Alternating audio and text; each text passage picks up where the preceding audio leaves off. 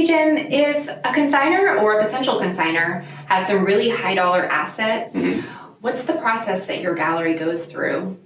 Yeah, sometimes we get surprises where they don't know. The consignor may say, hey, could you help clean out the whole estate, help settle the affairs of a family member? Yes, we can do that, and we find some treasures that we help bring to the light. And then sometimes people come and say, I know exactly what I have, but can you just get more information on it? And either way, no matter what we do, our job is to do as much due diligence and as much research as is suited for that particular item, and make sure that we provide all that information for two reasons. Number one, we want to document it, and we want to make that information available to the people that are curious to know what's coming up in the auction and what exactly is there. And then number two is we want to make sure that the value is properly assessed in that process, and the marketing is the secret sauce that we need to do. So if this is a 17th century piece of fine art that is by a particular artist, we want to document that, we want to take great photos and make sure all that information is there so that we can market to the right people that like that type of item or are seeking or collect that type of item, and then also get that process to be the confidence, if you will, for the consignor that say, I know we're making a very good, solid representation and to the right people.